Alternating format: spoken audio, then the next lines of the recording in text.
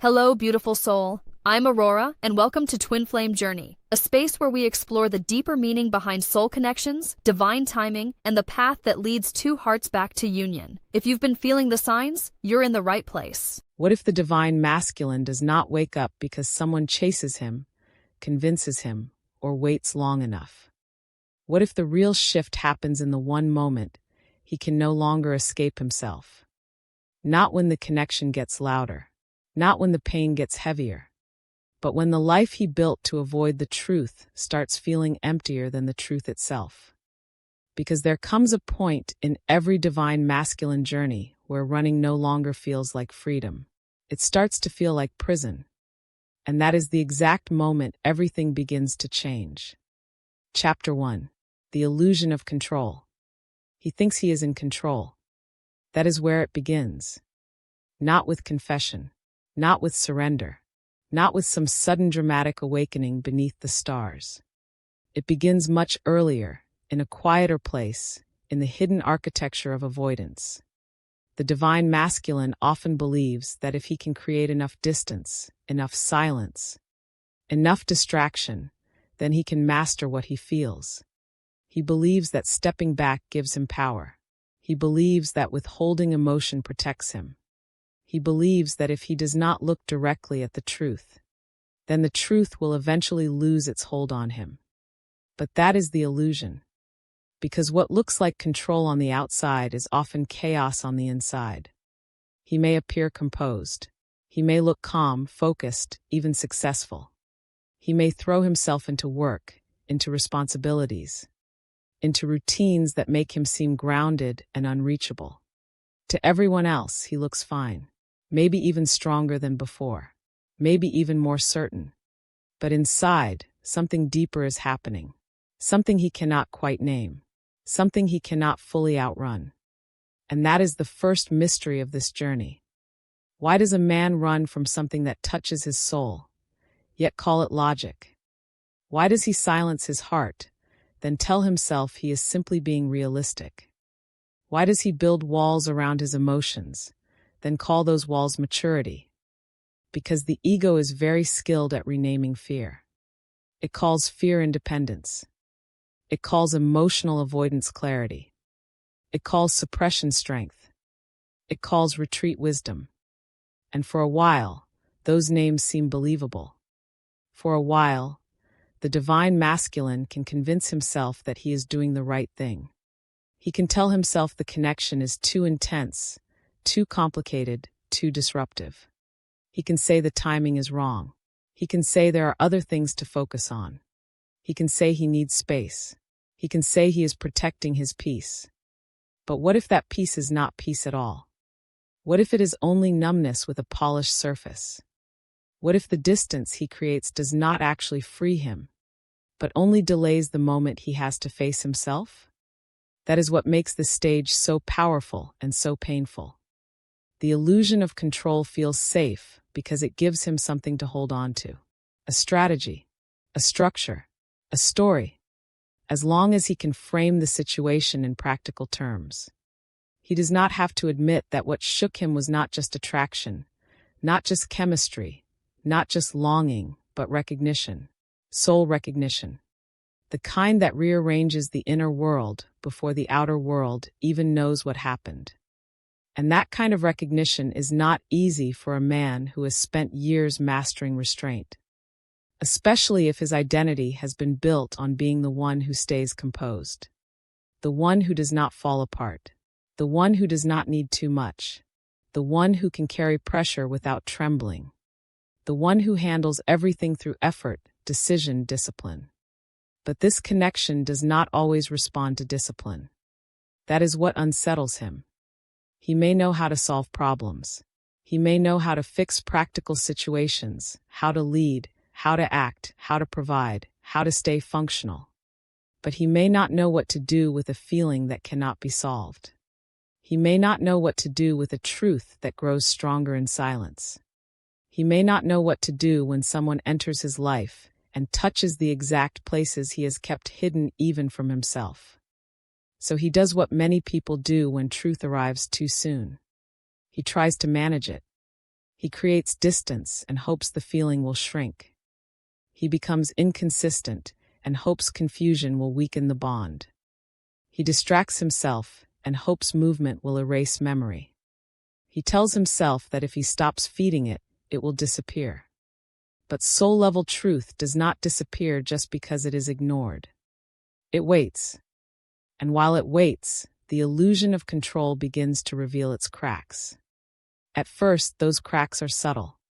He thinks about the connection at unexpected times. He feels affected by things he tells himself should not matter. He hears a song, sees a place, remembers a silence, and something inside him shifts. He cannot fully explain why certain emotions keep returning, especially after he thought he had already buried them. This is where many divine masculines become even more determined to control themselves. They double down. They become colder, more distant, more structured, more unavailable.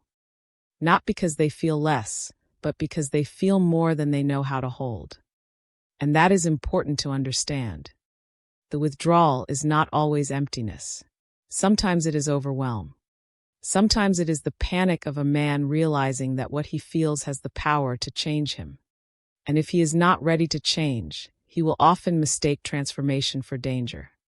He will feel the invitation, but experience it as a threat. Because truth does that. Truth does not only comfort. It disrupts. It exposes. It removes the old language. It asks for honesty before the heart feels ready. It shines light into corners the ego worked very hard to keep dark.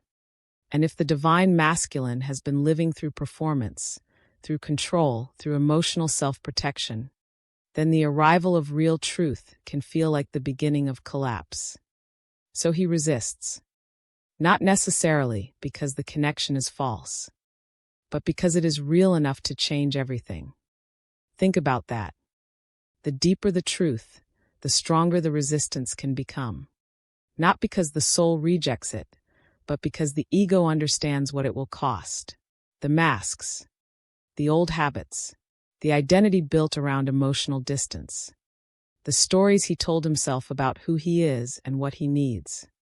All of that begins to tremble in the presence of something authentic. And authenticity is expensive. It costs the false self. That is why the divine masculine may look like he is choosing control when in reality, he is choosing familiarity. He is choosing the known over the sacred unknown. He is choosing the life he understands over the love that would transform him. He is choosing what he can explain over what he can only feel. And yet, even while making those choices, something inside him knows. That is the part he cannot escape. He may leave the conversation, but not the impact. He may avoid the person, but not the reflection. He may suppress the emotion, but not the awakening it triggered. Because the connection was never only about another person. It was also about the hidden self that person awakened. This is where the illusion of control becomes especially fragile. The divine masculine starts to realize that what he is trying to control is not just contact, closeness, or emotion. He is trying to control the process of his own awakening. He is trying to decide when he will feel, how deeply he will change, whether he will permit the soul to lead instead of the ego. But awakening does not always ask permission. Sometimes it arrives like a whisper. Sometimes like a fracture. Sometimes like a life that keeps functioning externally while something internally refuses to go back to sleep. And that is when the illusion starts losing its power. Because control works best on things that are external. Schedules, decisions, appearances, plans. But it begins to fail when the issue is internal truth. You can control your words. You can control your image. You can control your timing. But can you truly control what your soul recognizes? Can you command your heart not to respond when something sacred has already touched it? For a while, maybe he thinks he can. For a while, maybe he tells himself that enough time will fix it, that enough distance will end it, that enough denial will quiet it. But why does it still live in him? Why does it still echo? Why does he still feel something unfinished, even when he has done everything possible to appear done? Because truth is patient. It does not need to force itself. It does not need to shout. It only needs to remain. And when something remains within a man long after he has tried to dismiss it, then he begins, slowly, reluctantly, almost against his will, to question his own narrative. Maybe I am not as unaffected as I pretend. Maybe this is not just a passing feeling. Maybe what I called logic was fear. Maybe what I called control was avoidance. Maybe what I called moving on was only another way of running. That is the beginning of the crack. Not the full awakening. Not yet. Just the first fracture in the illusion. And fractures matter. Because light enters through fractures. Honesty enters through fractures. The soul often begins speaking through the places where certainty starts falling apart. When the divine masculine can no longer maintain the story that distance equals freedom, he begins standing at the edge of a deeper truth. A truth he has not fully faced yet. A truth he still may resist. A truth that will ask more of him than comfort ever could. But the illusion is weakening. And once the illusion weakens, the next stage becomes possible. Because the man who thought he was controlling the connection is about to discover something far more unsettling and far more sacred. He was never being asked to control it. He was being asked to face it. And that changes everything. The moment he stops asking, "How do I escape what I feel?" and starts asking, "Why does this truth still live inside me?" he steps out of illusion and into initiation, into the sacred discomfort of self-confrontation, into the first real threshold of transformation. That is the hidden beginning of the divine masculine awakening. Not when he says the right words. Not when he makes the right move. Not when the outer story visibly changes. It begins when control stops feeling like power and starts feeling like a cage. That is when the soul knows its moment is coming. And that is when the truth begins to wait no longer.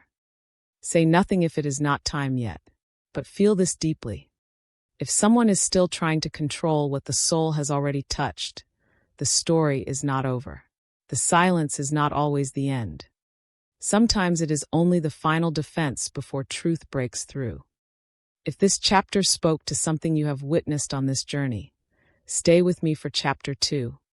Because next we are going deeper into why running feels safer than truth, and why the divine masculine often mistakes emotional survival for strength.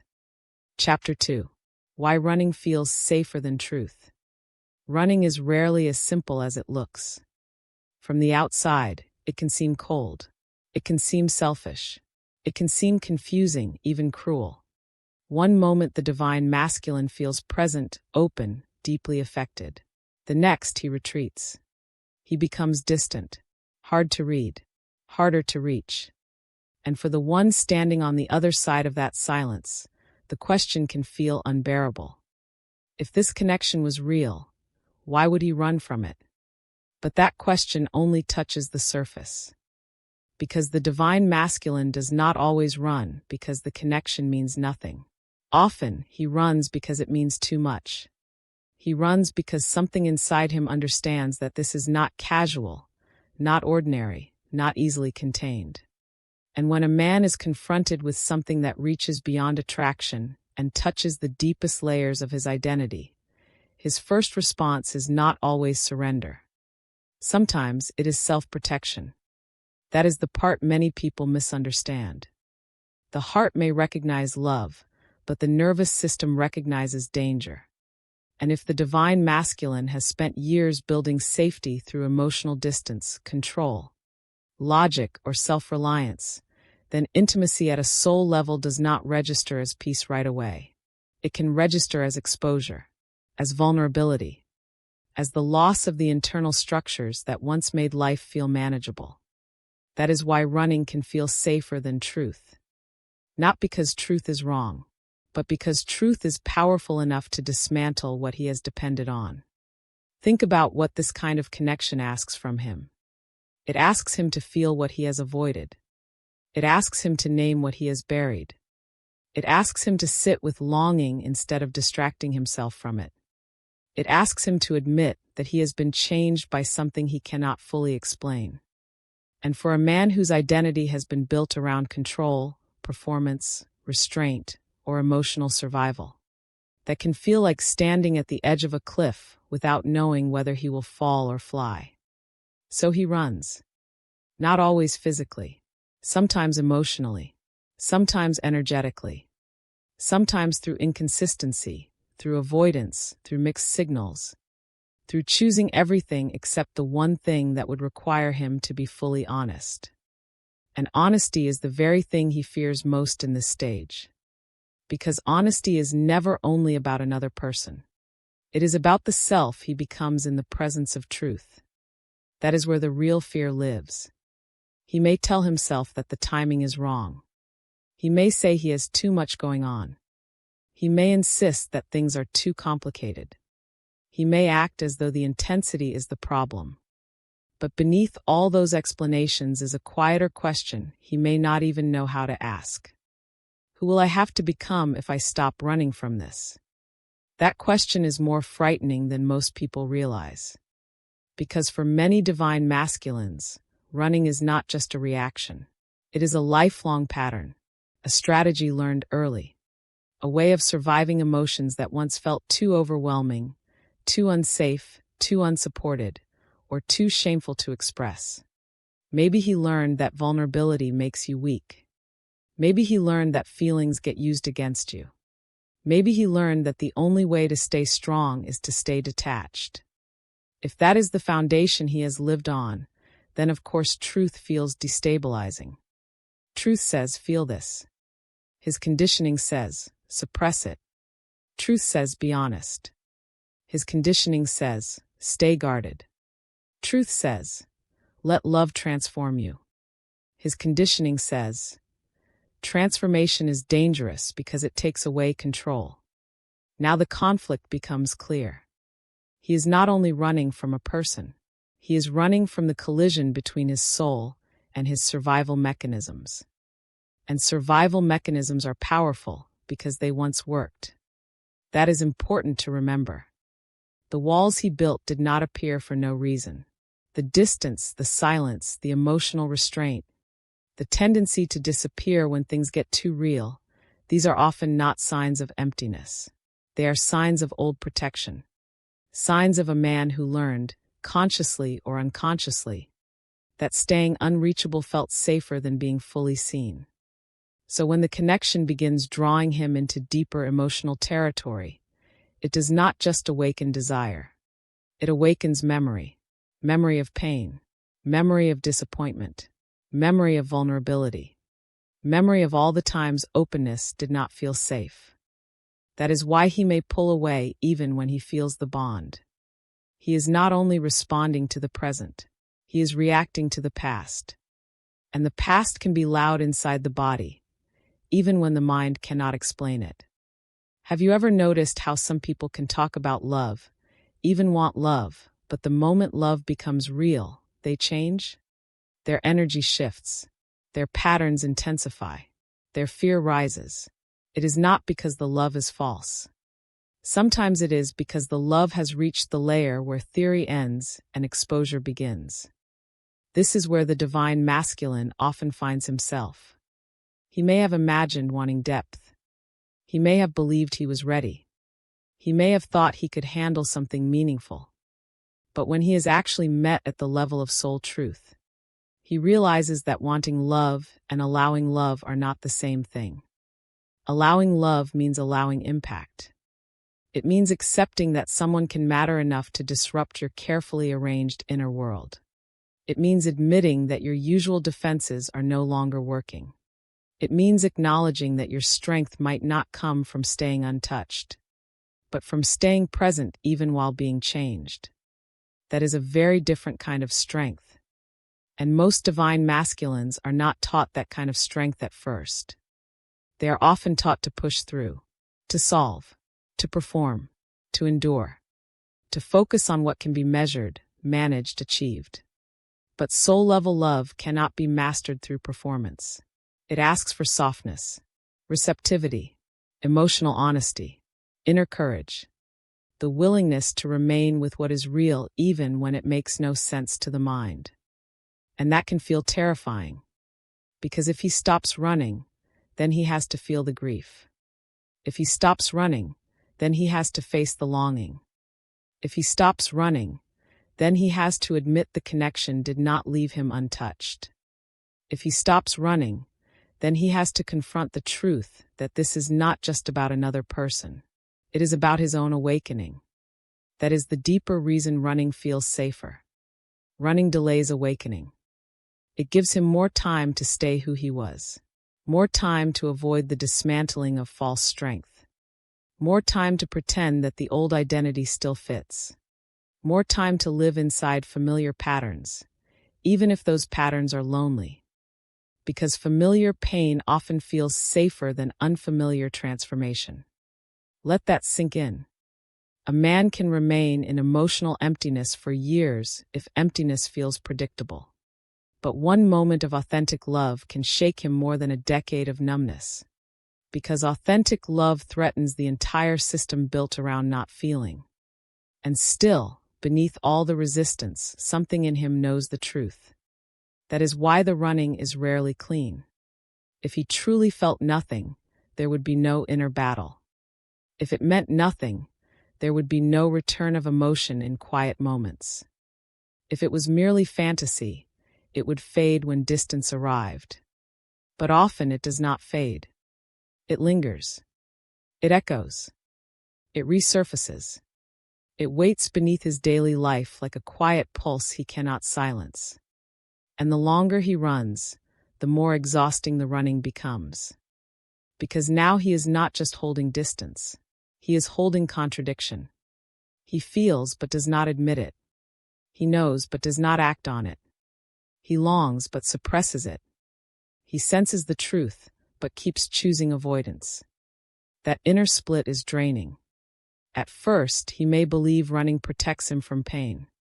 But eventually he begins to realize that running creates its own kind of pain. A quieter one. A private one. The pain of self-betrayal. The pain of living misaligned with what the soul knows. The pain of hearing truth knock from inside and refusing to open the door. And this is where something subtle begins to change. The running starts to lose its comfort. What once felt protective begins to feel empty. What once felt strong begins to feel false. What once felt safe begins to feel isolating. This is not yet full surrender, not yet full awakening, but it is the beginning of a shift. The divine masculine starts noticing that avoidance is not bringing peace. It is only postponing honesty. He starts realizing that the truth he fears is also the truth that could free him. Because truth does not only expose wounds, it reveals the way through them. Still, before he reaches that understanding, he often passes through a deeply conflicted phase. A phase where he runs while secretly hoping the connection remains. A phase where he distances himself while still feeling tethered inside. A phase where he wants relief from the intensity, but not the death of what is real.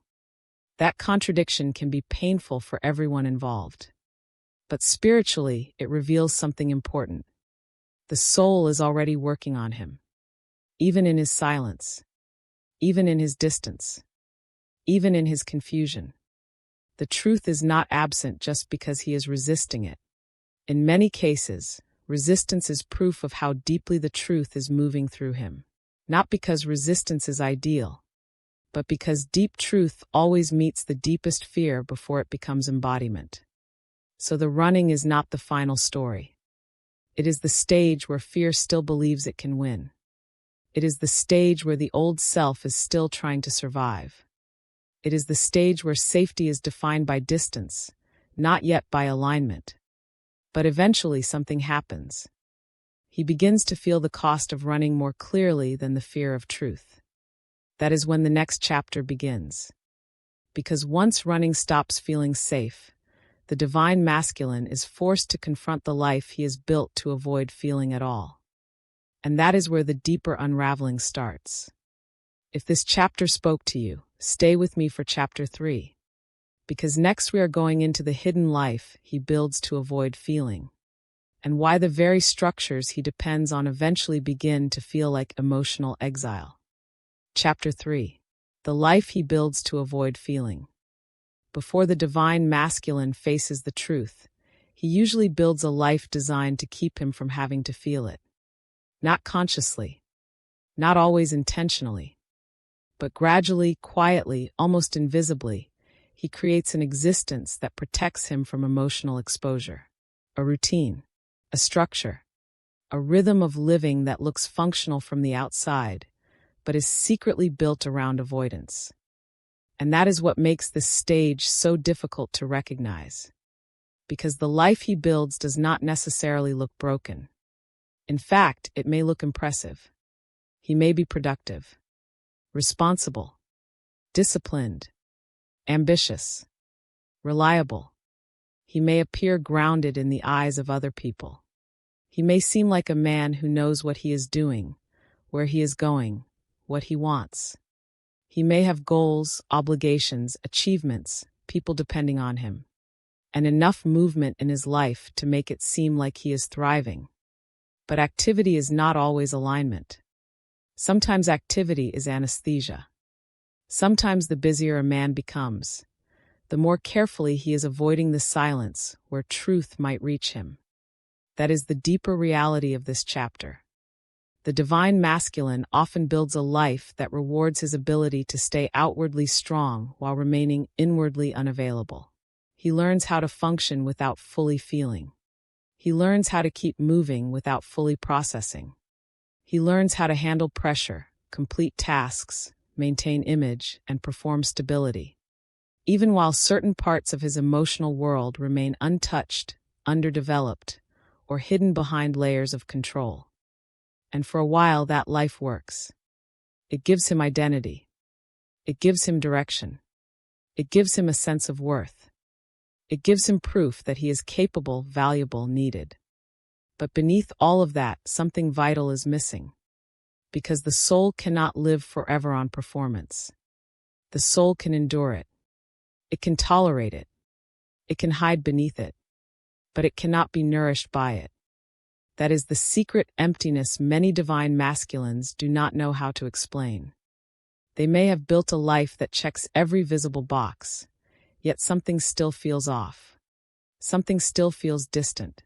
Something still feels strangely hollow in the quiet moments. Not always enough to stop them. Not always enough to change them.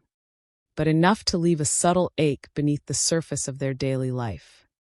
An ache that says, "This is functioning, but it is not fully living." And that ache becomes even stronger after a soul-level connection enters the picture. Because once he has felt something real, even briefly, the life built around emotional avoidance starts revealing itself more clearly. What once felt normal now feels numb. What once felt stable now feels flat. What once felt sufficient now feels incomplete. Why? Because the connection showed him something his old life could not give him. It showed him depth, reflection, exposure, meaning, a kind of emotional aliveness that cannot be manufactured through routine or achievement. And once a man has tasted that level of inner truth, it becomes harder to disappear fully into the old structures that once kept him safe. Still, he tries. That is what makes this chapter so human. He does not immediately abandon the old life. He leans into it harder. He tells himself that structure will save him, that focus will stabilize him, that discipline will clear his mind, that if he can just return to what made sense before, he can regain the emotional distance he had before the connection disrupted everything. So he fills his life with work, with obligations, with noise, with routines that leave little room for reflection, with responsibilities that make him feel useful, with plans that keep him future-focused so he does not have to sit with what he feels in the present. Sometimes he even fills it with relationships or distractions that appear meaningful but are actually protective. Not because he is malicious, but because the ego would rather choose a manageable connection than surrender to a transformative one. That is one of the saddest truths on this journey. A man can choose what is convenient over what is sacred, not because he does not recognize the sacred, but because he does, and he knows the sacred will cost him more. It will cost him his false certainty, his emotional distance, his carefully arranged identity, the version of himself that knows how to function without being fully known. So instead, he builds a life around what asks less of him emotionally. A life where he can remain competent without becoming transparent, successful without becoming vulnerable, needed without becoming deeply seen, occupied without becoming inwardly honest. And the world often rewards that life. That is why this stage can last so long. Because external validation can make internal disconnection look like maturity. People praise the man who keeps going, the man who does not fall apart, the man who stays focused, the man who carries responsibility, the man who appears unfazed. But no one sees what it costs him to remain that composed. No one sees the exhaustion of constantly managing the self. No one sees the hunger beneath the discipline. No one sees the loneliness hidden inside competence. No one sees that some forms of success are built on emotional exile. And emotional exile is exactly what this chapter is about. The divine masculine may not realize it yet, but the life he built to protect himself is also separating him from himself.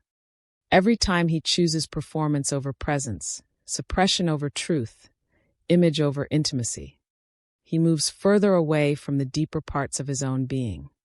That separation creates an inner dryness.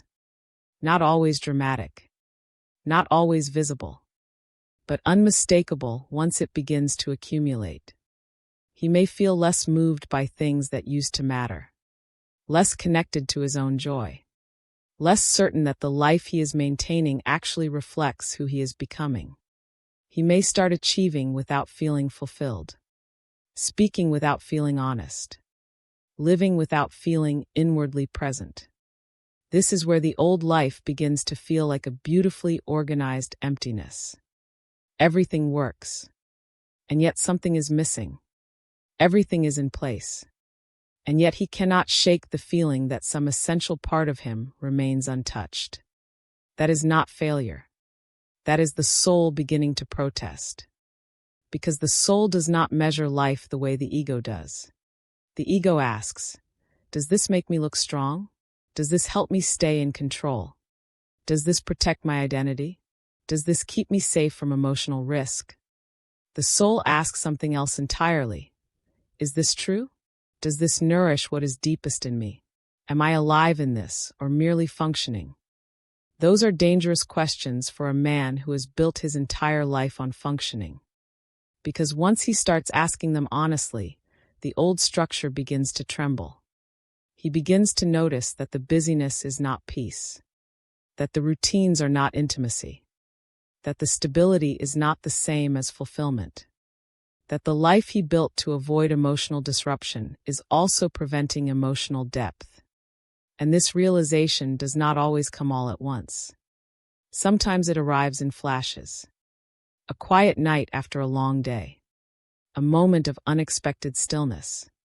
A memory that returns without warning. The sense that despite everything he has built, he still feels disconnected from something essential. Sometimes it arrives through contrast. He sees how alive he felt in the presence of truth, and how muted he feels inside everything else. He notices that the connection awakens something no achievement has been able to replace. And suddenly, the life he has been defending so fiercely begins to look different. Not wrong necessarily, but incomplete, protective, insulated. A life that kept him safe from pain, but also safe from transformation. And transformation is what his soul is beginning to want more than protection. That is the turning point hidden inside this chapter. At first, he builds the life to avoid feeling. Then eventually, that same life becomes the mirror that shows him how much he has been avoiding. The structure exposes the emptiness. The routine exposes the numbness. The constant movement exposes the lack of inner arrival. This can be deeply unsettling because now he is caught between two worlds. The old life no longer satisfies him the way it once did. But the deeper truth still scares him. So he exists in between, still performing, still functioning, still holding everything together, yet quietly unraveling inside. That unraveling is sacred, because it means the old strategies are losing their power. The distractions no longer fully distract. The achievements no longer fully numb. The image no longer fully protects. The life he built is no longer strong enough to keep the soul asleep. And once that happens, he begins approaching a very dangerous and very holy threshold. The moment when what once made him feel secure starts making him feel imprisoned. That is when the next shift becomes possible. Because the divine masculine can tolerate many things. But eventually he cannot tolerate the emptiness of living disconnected from his own truth. He can survive without emotional honesty for a long time. He can survive inside duty, silence, and self-control. But once the soul starts asking for more, survival no longer feels like enough. That is when the hidden ache becomes impossible to ignore. He begins to ask questions he once avoided. Why does my life look full but feel empty? Why do the things I worked so hard to build no longer satisfy me the same way? Why does the connection I tried to leave behind still feel more real than the life I return to every day?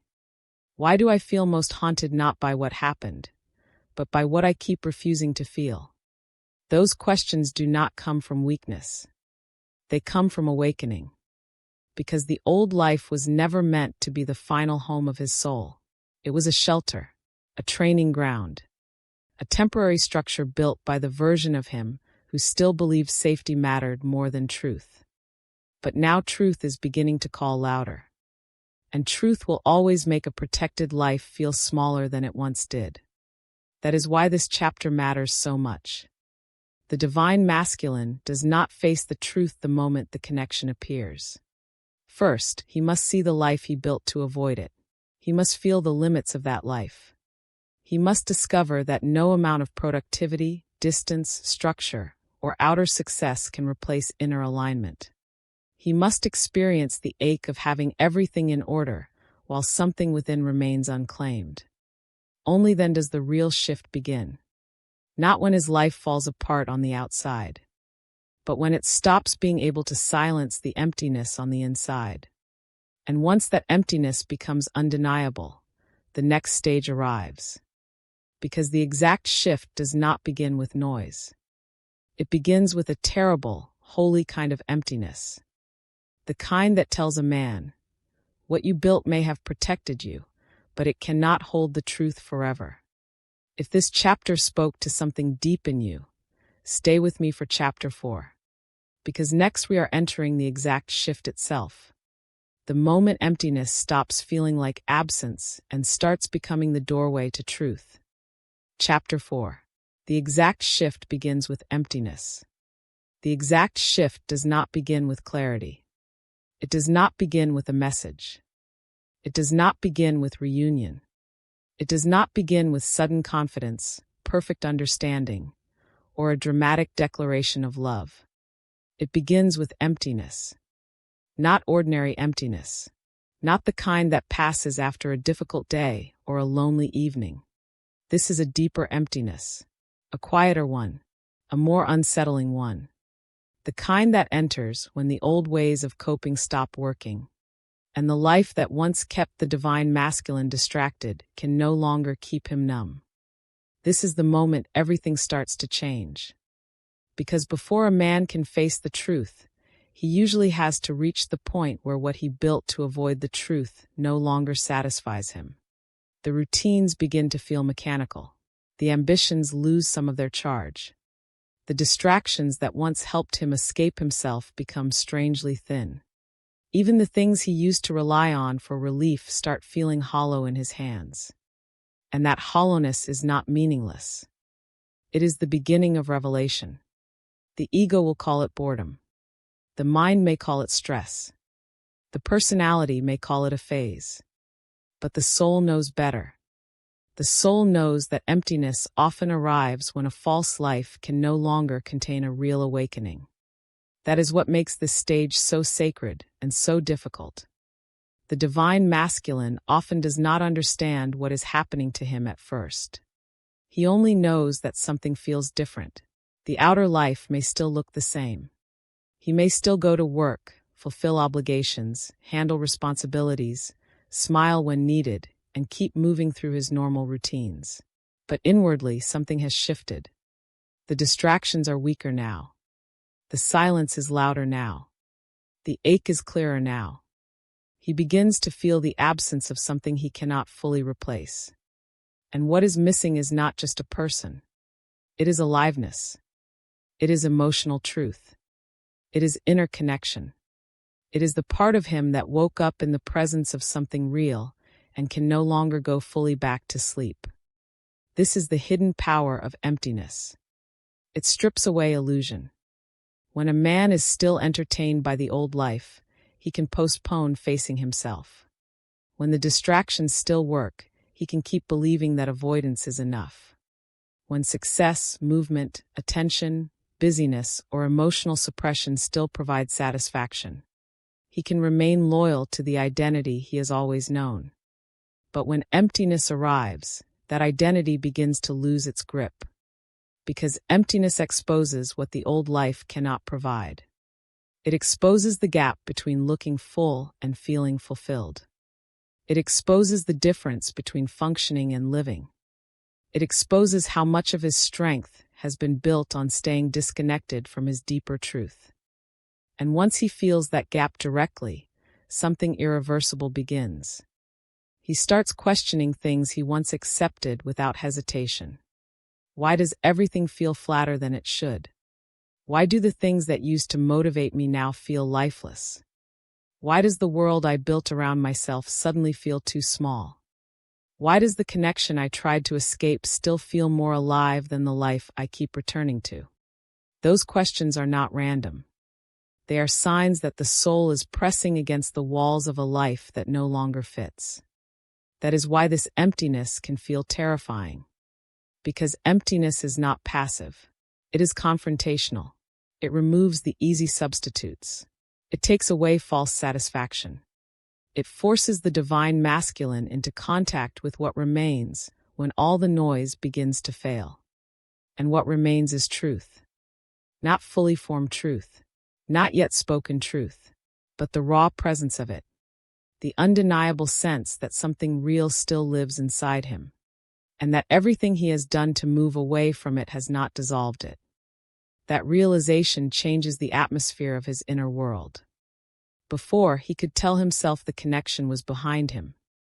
Before, he could pretend that time and distance had solved the problem. Before, he could frame his unrest as temporary. But emptiness does not let him maintain those stories forever. Because if he has supposedly moved on, then why does his life feel so unconvincing without the truth? If he has successfully escaped the connection, then why does he still feel haunted by what it awakened? If none of it mattered that deeply, then why does everything else seem unable to reach the same depth? This is where emptiness becomes the doorway. Not because it feels good, not because it is comfortable, but because it is honest. For the first time, the divine masculine begins to experience the cost of self-abandonment more clearly than the fear of truth. He begins to understand, maybe not in words, but in feeling, that the emptiness he is carrying is not just loneliness. It is the absence of alignment, the pain of being cut off from what is most real within him. And that pain is powerful because it cannot be solved the old way. He cannot work his way out of it. He cannot distract his way out of it. He cannot rationalize it into disappearance. He cannot replace it with activity, image, or control. He must feel it. That is the shift. The exact shift begins when the divine masculine can no longer successfully escape what his soul is trying to show him. Not because someone forces him, not because the connection becomes louder from the outside, but because the inside becomes too empty to keep pretending. That inner emptiness is not punishment. It is spiritual pressure. It is life gently, and then relentlessly, removing every false substitute until he can no longer confuse numbness with peace. It is the soul creating a holy dissatisfaction with everything that is not aligned. It is the breaking point of an identity that was built to avoid vulnerability, but can no longer survive without truth. At first, he may resist even more. That often happens. When emptiness first deepens, the ego sometimes panics.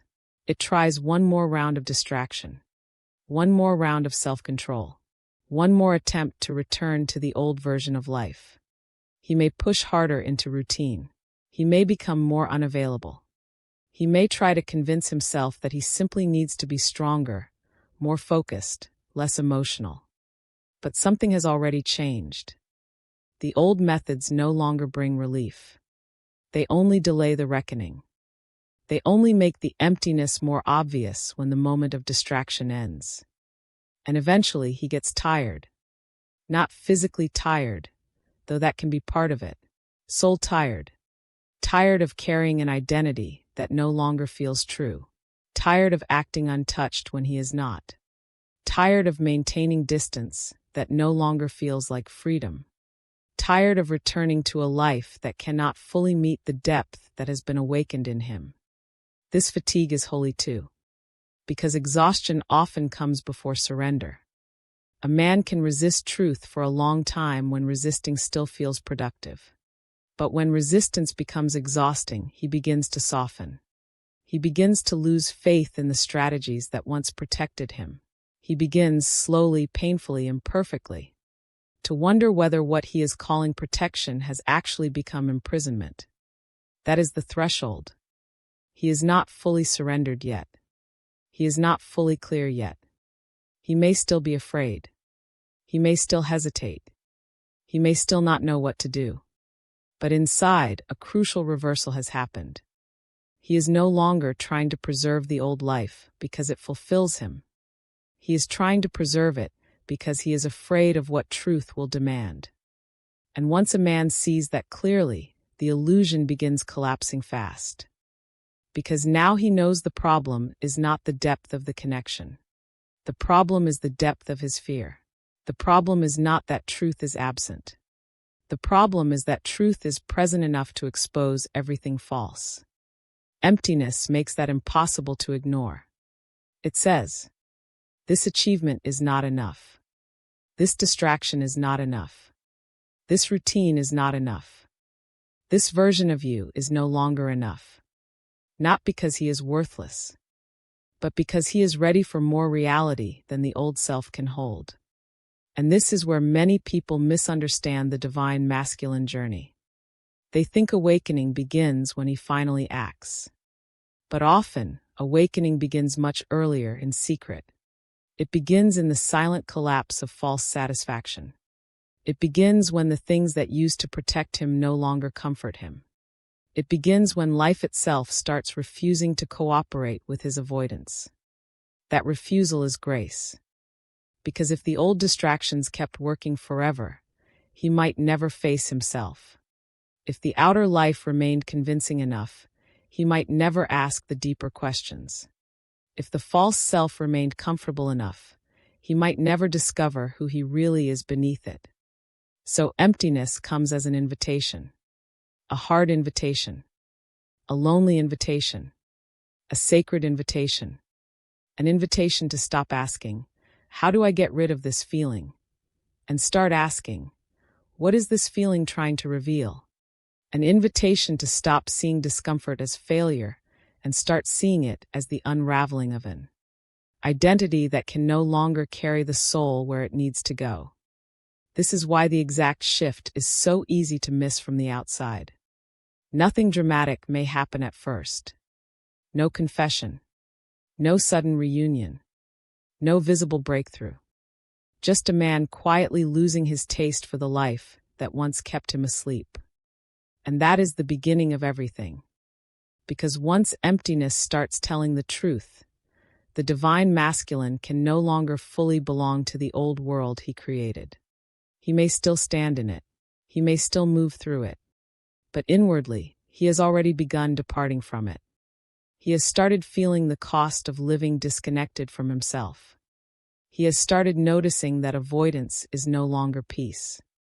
He has started realizing that what he thought was protecting him is actually starving him. That realization is devastating and liberating, because now the soul has room to speak more clearly, not through intensity alone, not through longing alone, but through contrast. The contrast between what feels dead and what feels alive. The contrast between what is merely manageable and what is deeply true. The contrast between the life that maintains him and the truth that transforms him.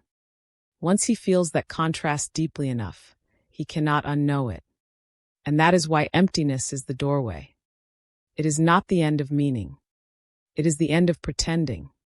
It is the sacred pause where all false nourishment fails, so that real hunger can finally reveal itself. And what he is hungry for is not distraction. It is truth. It is alignment. It is the return to the part of himself he abandoned in order to survive.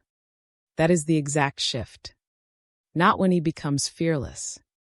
Not when everything is resolved. But when emptiness becomes more honest than avoidance.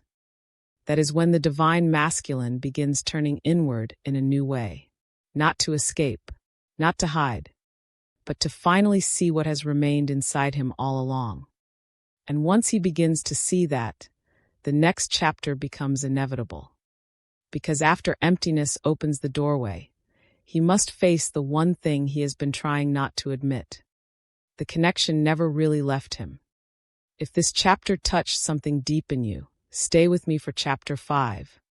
Because next we are entering the moment he realizes the connection never disappeared, and why that recognition shakes the last defenses of the old self. Chapter 5. The moment he realizes the connection never left. There comes a moment in the divine masculine journey that is quieter than people expect. Not dramatic. Not cinematic. Not always visible from the outside. But inwardly, it changes everything.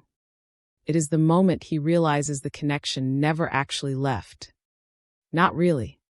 He may have left the conversation. He may have pulled away from the person. He may have tried to build distance, time, silence, and entire chapters of life between himself and what he felt. But one day, in a moment he did not plan for, he understands something that shakes him to the core. It is still there, not as a memory alone, not as nostalgia, not as fantasy, but as a living truth inside him.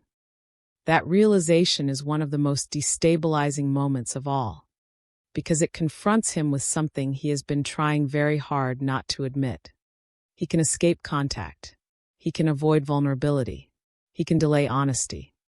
But he cannot fully erase what his soul recognized. And once he sees that clearly, the old explanations begin to fall apart. He can no longer honestly say it was just a phase. He can no longer convincingly call it overreaction. He can no longer pretend the connection meant less than it did. Because if it meant so little, why did it remain? Why does it still surface in quiet moments? Why does it still carry emotional weight after so much time, distance, or denial? Why does something in him still respond, even after everything he has done to move away from it? That is the sacred disturbance of this chapter. The divine masculine begins to realize that the connection did not depend on constant outer contact to stay alive. It did not require daily conversation to remain real. It was never sustained only by proximity. It lived deeper than that. It rooted itself beneath the surface, in a place he could ignore but not remove. And that is what unsettles him. Because as long as he believed distance would weaken the truth, he could keep relying on distance as a strategy. He could tell himself that time would do the work, that life would move on, that eventually he would feel less, remember less, care less. He could trust forgetting as a kind of future rescue. But now forgetting has failed him. The connection has remained. The feeling has remained. The impact has remained. And the part of him that woke up in its presence has remained. He may not want to say that out loud yet. He may still resist the full language of it. But internally, something has become undeniable. This mattered. This still matters. And the truth of it has outlived every attempt to dismiss it. That realization creates a very particular kind of tension. Because once a man sees that the connection never left, he can no longer frame his struggle as temporary confusion. Now he has to face a much deeper possibility. That what he has been resisting is not a fleeting emotional disturbance, but a truth woven into his own becoming. And that is a frightening thought. Because it means the connection was never just an event. It was never just a moment. It was never just chemistry or timing or circumstance. It was initiation. An initiation into a deeper self he has not fully known how to live yet. That is why the recognition can feel almost shocking. He may be going through an ordinary day when it hits him. A familiar place. A random song. A brief silence after the noise of life settles. A passing thought that should have faded, but instead opens something. And suddenly he feels the connection again, not as longing alone, but as presence. Still here. Still alive. Still speaking from somewhere beneath the surface of his guarded life. And in that moment, the mind often scrambles for explanation. Why am I still feeling this? Why now? Why after everything? Why does this still carry truth? But the soul already knows the answer. Because real recognition does not vanish on command. You can postpone it. You can cover it. You can distract yourself from it. But if it was truly soul deep, it does not disappear just because the ego becomes uncomfortable. This is where the divine masculine begins to understand that his running did not end the connection. It only delayed his encounter with what the connection awakened in him. That distinction matters. Because now he sees the deeper issue was never just separation from another person.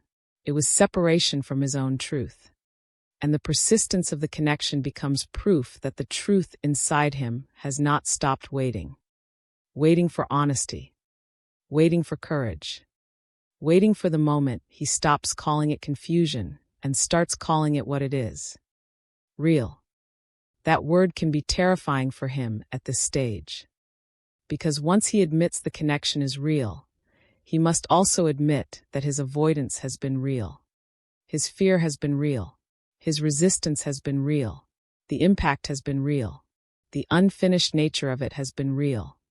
And suddenly, the story is no longer about a passing emotional experience. It is about a man who has been standing in the presence of truth and trying not to name it.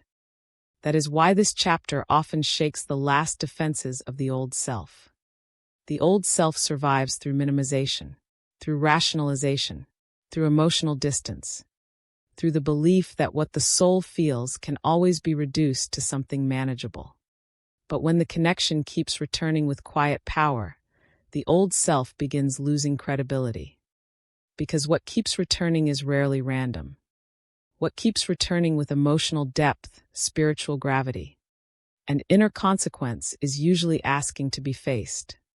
And now the divine masculine starts sensing that more clearly than ever before. He may still be afraid. He may still hesitate. He may still not know how to bridge the gap between feeling and action. But something has changed. He is no longer trying to decide whether the connection exists. He is starting to realize he has been living in response to it all along. Even his avoidance was a response. Even his silence was a response. Even his distance was a response. You do not defend yourself so intensely against something meaningless. That truth can humble him. because now he begins to see that the very strength of his resistance reveals the depth of the impact. The very fact that he had to construct such elaborate emotional distance says something about what he was trying to contain. And what he was trying to contain was transformation. That is the hidden message of this moment.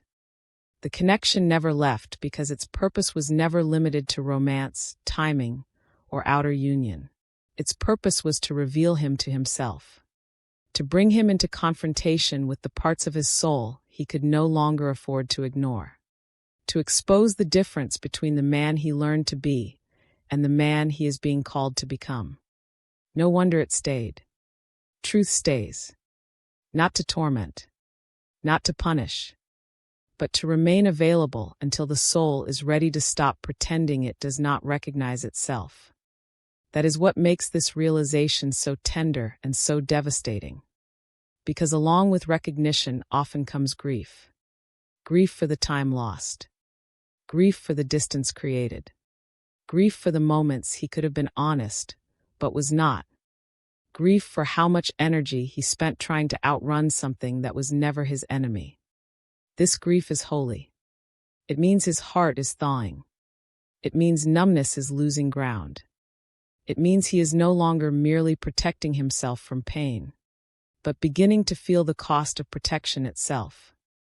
And that feeling matters. Because a man does not change simply because truth exists. He changes when he begins to feel what it has cost him to live apart from truth. He changes when avoidance stops feeling neutral and starts feeling like loss. He changes when the connection's persistence becomes a mirror showing him not only what remained, but what he has denied himself by refusing to face it. This is where a deeper question begins arising in him. If it never left, what am I supposed to do with that? If it is still alive, what does that ask of me?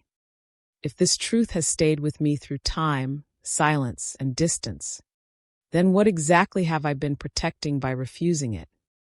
Those questions do not immediately create action, but they create pressure, sacred pressure. The kind that slowly pushes a man out of illusion and into accountability with his own heart.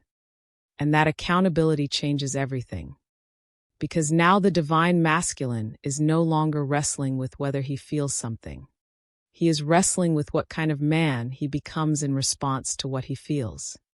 Will he remain loyal to fear? Will he keep choosing the safety of silence? Will he continue honoring the identity that helped him avoid truth? Or will he begin listening to the part of himself that has never stopped knowing? That is the threshold he stands on in this chapter. The connection never left.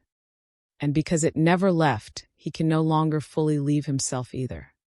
He may still try. He may still delay. He may still need time to understand the depth of what is happening. But inwardly, a boundary has been crossed. He has seen that the truth survived his avoidance. And once a man sees that, the next stage begins to rise naturally. Because if the connection never left, then the pain he feels is no longer just discomfort. It becomes something else entirely. A mirror.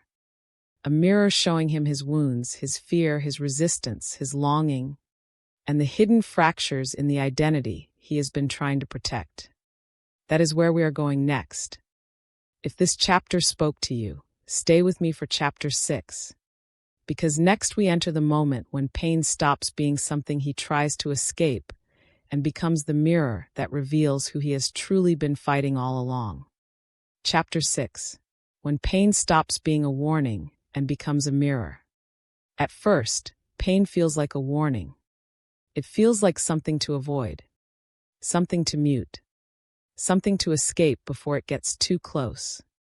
That is how the divine masculine usually meets pain in the earlier stages of this journey.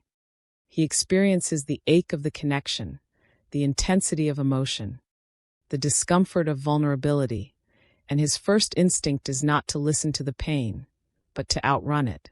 He treats pain as proof that something is wrong, proof that the situation is too complicated, too overwhelming, too destabilizing, proof that distance is necessary. So he runs. Because if pain is only a warning, then the logical response is retreat. Retreat from the feeling. Retreat from the connection. Retreat from the parts of himself that awaken in the presence of something too real to control. But there comes a point when that interpretation begins to break down. Because despite the running, the pain remains. Despite the distance, the ache remains. Despite the silence, the unrest remains. And slowly, the divine masculine begins to realize something that changes the entire meaning of his suffering. This pain is not only warning him, it is showing him. That is the turning point of this chapter.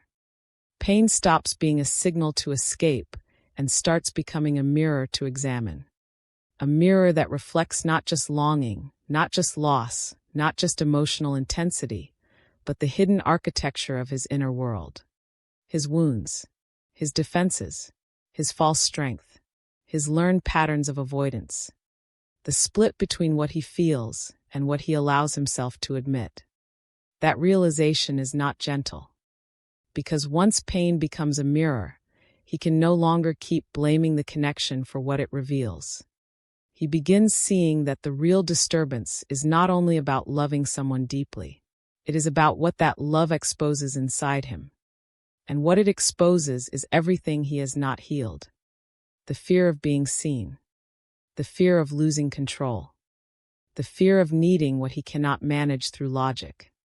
The fear of becoming emotionally honest in a world that rewarded him for staying composed. This is why the pain becomes so sacred. It is no longer just emotional discomfort. It is revelation. It reveals the places where he is split against himself. The places where the soul says yes, but the ego says hide. The places where the heart longs to open, but the nervous system still braces for danger. The places where he has mistaken numbness for stability, distance for strength, and silence for self-protection. Pain brings all of that into the light. And the divine masculine does not usually welcome that at first. Because mirrors are difficult when you have spent your life identifying with the mask. He may have believed he was simply practical. Pain shows him he is guarded. He may have believed he was strong because he stayed unaffected. Pain shows him he has been emotionally armored. He may have believed he was choosing peace through distance. Pain shows him he has been choosing disconnection. This is what makes the mirror so confronting. It does not only reflect what hurts, it reflects why it hurts. And once a man sees why something hurts, he can no longer remain innocent inside his own patterns. He begins to understand that the ache he carries is not just coming from the connection itself. It is also coming from the collision between truth and the structures he built to avoid truth. In other words, the pain is not only about love. It is about resistance. Resistance to feeling. Resistance to vulnerability. Resistance to change. Resistance to the death of the identity that once helped him survive. That is why the pain does not disappear when he distances himself. Distance may remove the immediate trigger, but it does not heal the deeper fracture. It does not repair the disconnection between who he has been and who his soul is asking him to become. It only creates more space where the ache can echo. And echo it does. In quiet moments. In the spaces between tasks. In the strange flatness of ordinary life. In the private awareness that something essential remains unresolved. At some point, the divine masculine can no longer deny that the pain is trying to say something. Not through words. Through pattern. The same restlessness keeps returning. The same emotional tension keeps surfacing. The same sense of incompletion keeps following him, no matter how much he tries to move on externally.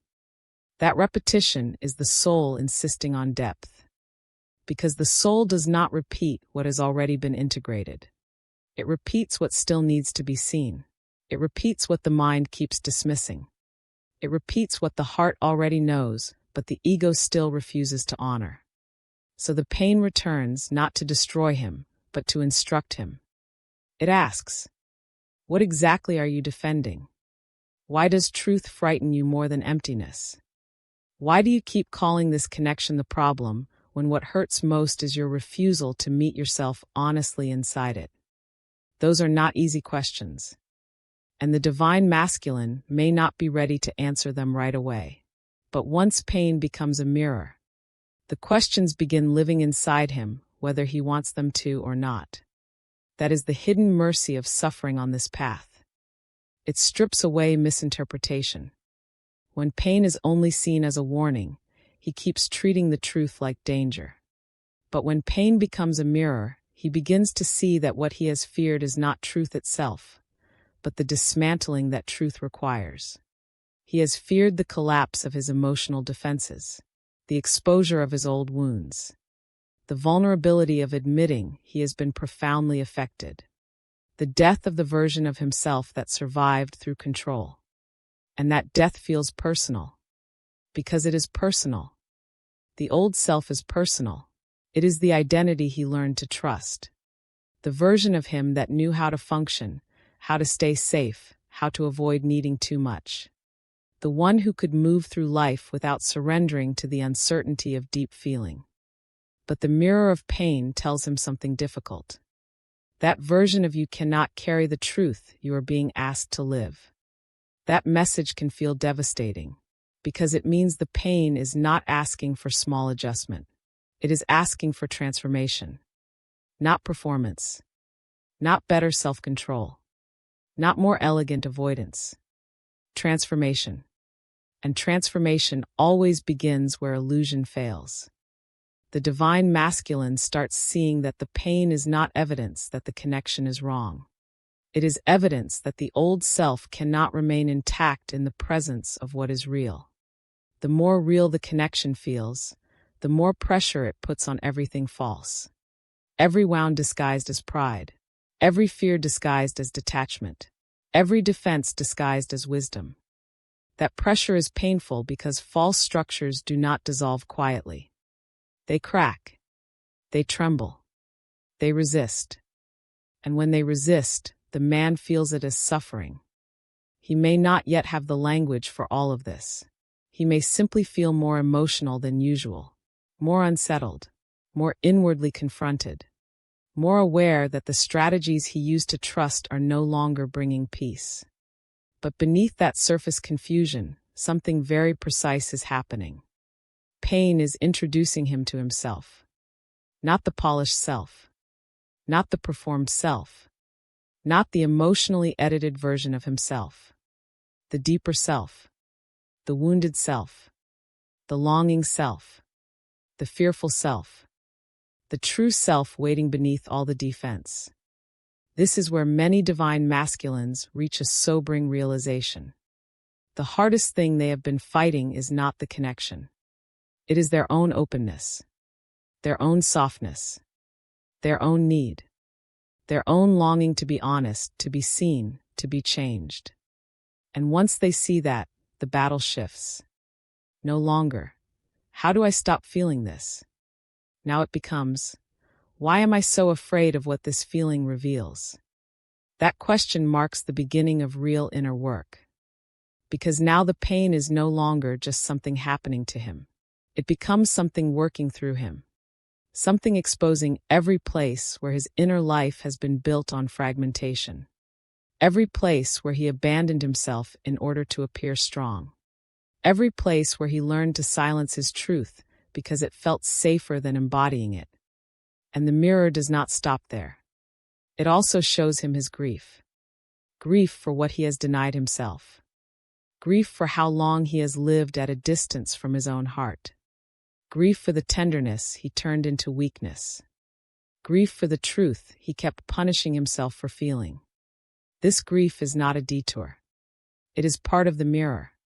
Because when pain is allowed to reflect honestly, it does not only show wounds, it shows losses. The losses created by self-rejection.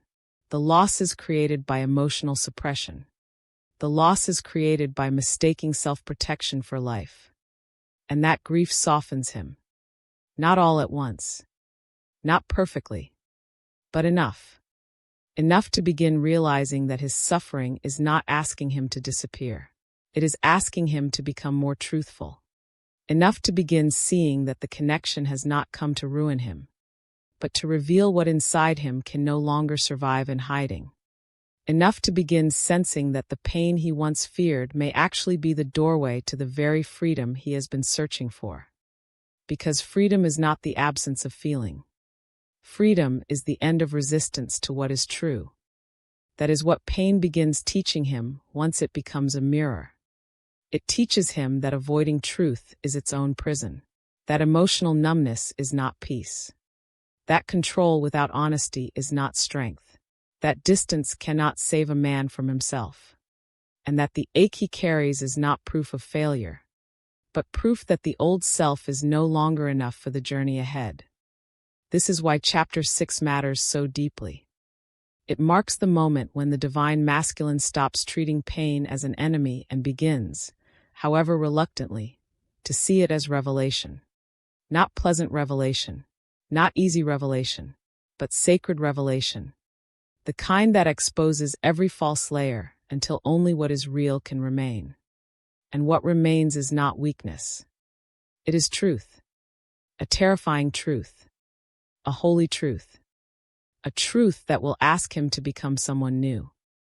Because once pain has shown him the fractures in the old identity, he cannot return to that identity with the same innocence. He may still try to wear it. He may still delay the full surrender. But inwardly, something has shifted forever. He has seen the mirror. And now the next stage becomes unavoidable. Because after pain reveals the wounds beneath the mask itself begins to crack. The old identity starts collapsing. The man who thought he had to remain untouched, in control, emotionally distant, and self-contained begins losing faith in that version of himself.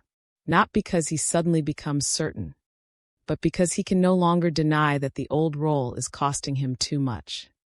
That is where we go next. If this chapter spoke to something deep in your own journey, stay with me for Chapter 7. Because next we enter the collapse of the old identity, and why the breaking of the mask is not the end of the divine masculine, but the beginning of the man he was always meant to become. Chapter 7. The collapse of the old identity. There comes a moment in this journey when the divine masculine can no longer keep wearing the version of himself that once helped him survive. Not because he wants to let go easily. Not because surrender suddenly feels comfortable. But because the mask is cracking. And once the mask begins to crack, the old identity starts collapsing from within. This is one of the most misunderstood stages of all. From the outside, it may look like confusion. It may look like inconsistency. It may look like inner conflict, emotional distance, restlessness, irritability, silence, or even a strange kind of withdrawal that makes no sense to anyone watching. But beneath all of that, something much deeper is happening. A man is losing faith in the self he used to be. That is what makes this chapter so intense. The divine masculine often spends years building an identity around what made him feel safe. Maybe he became the strong one, the rational one, the composed one, the one who stays in control, the one who avoids emotional exposure, the one who can carry pressure without asking for much, the one who does not fall apart, the one who handles everything privately, silently, efficiently. That identity may have served him once. It may have protected him. It may have earned him respect. It may have helped him survive worlds where vulnerability felt dangerous, where tenderness felt unsupported, where emotional honesty felt like a liability instead of a gift. But now that same identity is becoming too small for what his soul is trying to become. That is why collapse begins. Not because the old self was evil. Not because it was meaningless. But because it was incomplete. It was built for survival. Not for truth. Not for intimacy. Not for spiritual courage. Not for the kind of inner honesty this connection is demanding from him. And when an old identity can no longer carry a deeper truth, it starts breaking down. At first, this breakdown may feel subtle. He starts noticing that his usual ways of coping no longer work. He tries to stay composed, but the inner unrest keeps rising. He tries to stay distant, but something in him keeps reaching inwardly toward what he has avoided. He tries to keep functioning like before, but the role feels heavier now, less natural, less convincing. Why? Because once pain has become a mirror, the mask no longer fits comfortably. He has seen too much. He has felt too much. He has recognized too much. The old identity depends on emotional amnesia. It depends on not looking too closely.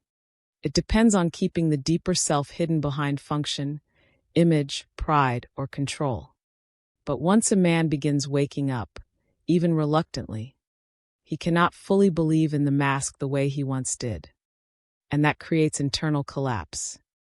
He may still act like the old version of himself. But inwardly, he knows something is no longer true. He knows the distance is not strength. He knows the silence is not peace. He knows the control is not freedom. He knows the image he maintains is no longer enough to protect him from what is real. That awareness is deeply destabilizing. Because if he is not the man he pretended to be, then who is he? That question sits at the center of this chapter. The collapse of the old identity is not just emotional. It is existential. It touches everything. How he sees himself, how he defines strength, how he understands love, how he relates to vulnerability, how he interprets silence, fear, truth, and desire.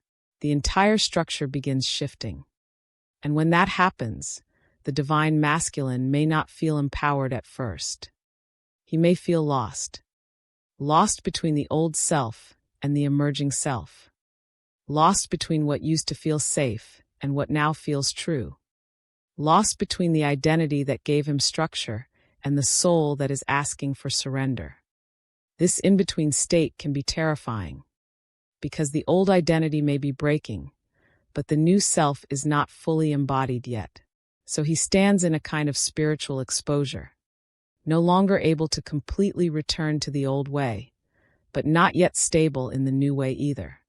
He may feel raw, uncertain, more emotionally affected than he wants to admit, more inwardly unstable than he is comfortable showing.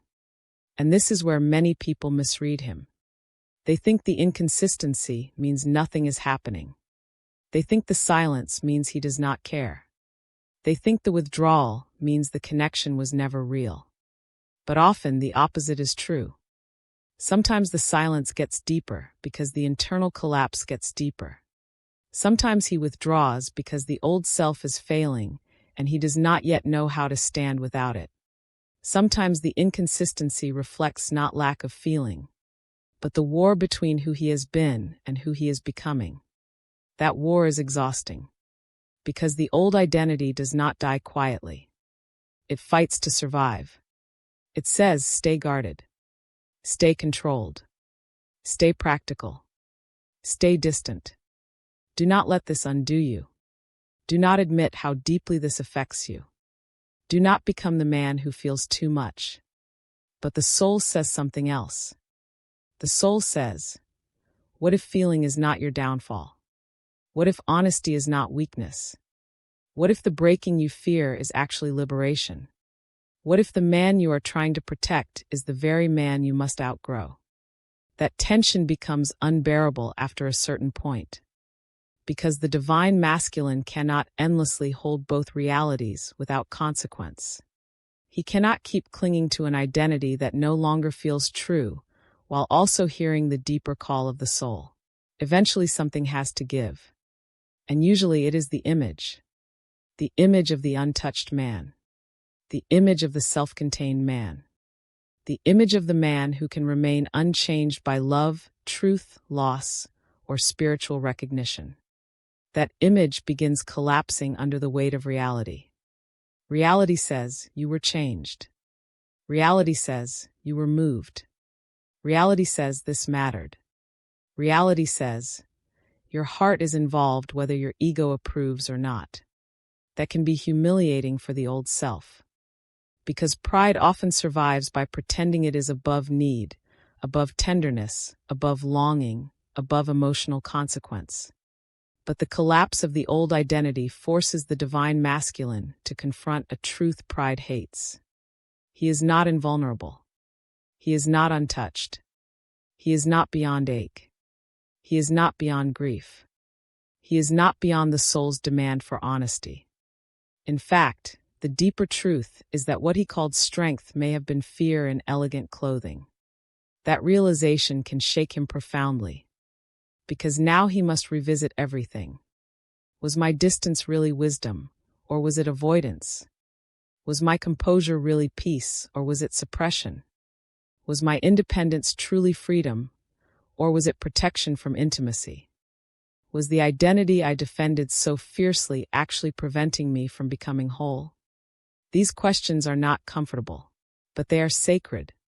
They mark the threshold where ego structure begins yielding to soul truth. And soul truth always dismantles false definitions. It redefines strength. It redefines masculinity. It redefines power. It redefines love. The divine masculine starts realizing that real strength is not the ability to feel nothing. It is the courage to remain honest when feeling changes everything. Real masculinity is not emotional distance.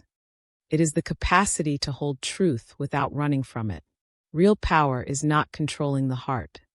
It is standing in alignment with what the heart reveals. Real love is not fantasy or possession. It is transformation. But before he can live those truths, he has to lose the self that was built against them. That is why this collapse is holy. Painful, yes. Messy, yes. Invisible to many people, yes. But holy. Because the collapse is not random destruction. It is the soul removing what can no longer remain. The old armor, the false certainty, the self-image built on emotional exile. The identity that allowed him to survive but not fully live. And no, he may not look graceful during this stage. He may look confused. He may look delayed. He may look emotionally split. He may look like someone trying to hold himself together while some deeper force quietly takes apart everything he thought he was. That is exactly what is happening. He is being disassembled at the level of identity. Not to punish him. Not to humiliate him. But to free him from being loyal to a version of himself that was never his final form. This is why some divine masculines seem more unsettled right before deeper awakening. The old identity senses its own ending. It knows it cannot survive full truth. And that creates turbulence, resistance, fear, one last attempt to preserve what is familiar. But the collapse has already begun. The role is weakening. The performance is weakening. The certainty is weakening. The pride that once held everything together is no longer enough to keep the deeper truth buried. And beneath the collapse, something new is quietly gathering. Not yet fully visible. Not yet fully embodied. But present. A more honest man. A more open man. A more internally aligned man. A man who no longer wants to live only through defense. A man who is beginning to understand that being changed is not failure. It is initiation. This is the hidden beauty of the collapse. What looks like breaking is often clearing. What looks like losing control is often losing illusion.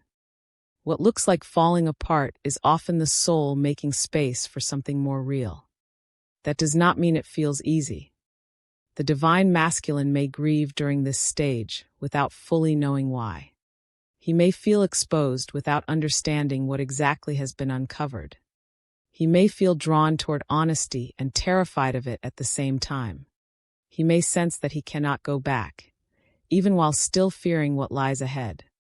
That tension is natural, because identity collapse is one of the last great thresholds before truth becomes unavoidable. Once the old self has cracked enough, the divine masculine can no longer simply ask how to maintain his old life. Now he must face the deeper question. Who am I if I stop hiding behind what I learned to be? That question brings him to the edge of the next chapter. Because after the old identity begins collapsing, he is forced to face what lives beneath it. Not the performance, not the mask, not the fear-driven self, but the deeper truth about love, fear, and the man he is actually becoming. That is where the journey turns even more sacred. Because the collapse of the old identity is not the end of him. It is the end of the version of him that could only survive by avoiding the truth. And once that version begins dying, the real confrontation begins. The confrontation with what he truly feels, what he truly fears, and what kind of man he must become if he chooses to stop betraying his own soul. If this chapter spoke to something deep in you, stay with me for chapter 8. Because next we enter the moment he finally begins facing the truth about love, fear, and himself, and why that moment changes the direction of everything. Chapter 8. Facing the truth about love, fear, and himself. After the running, after the emptiness, after the pain becomes a mirror, and after the old identity begins to crack, the divine masculine arrives at one of the most sacred moments in the entire journey. He begins to face the truth. Not the polished truth. Not the convenient truth. Not the version of truth that asks little and changes nothing. The real truth. The truth about love. The truth about fear. And the truth about himself. This is the chapter where the inner battle becomes impossible to misunderstand. Because now he is no longer simply reacting. He is seeing. He is no longer just avoiding pain. He is understanding what the pain has been trying to reveal.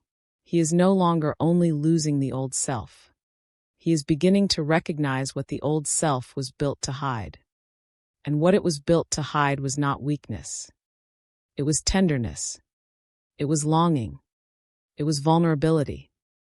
It was the terrifying possibility that love was never meant to flatter his ego, but to transform his soul. That is the truth he now stands before. For so long, he may have believed his greatest problem was the intensity of the connection. He may have thought the deepest issue was timing, distance, confusion, circumstances, or emotional overwhelm. He may have framed the journey as a struggle with love itself. But now something more honest begins to emerge. Love was not the real threat. Fear was. Fear of being changed. Fear of losing control. Fear of being seen too deeply. Fear of needing what he could not manage through logic. Fear of becoming the man this truth was asking him to become. That realization is profound because it shifts the entire story. Now he sees that he was never only running from another person. He was running from the transformation that love demanded. He was running from the death of false strength. He was running from the collapse of the self-image that told him he could stay guarded and still be whole. And once he sees that, the journey becomes more intimate than ever. Because now the question is no longer, what is this connection doing to me?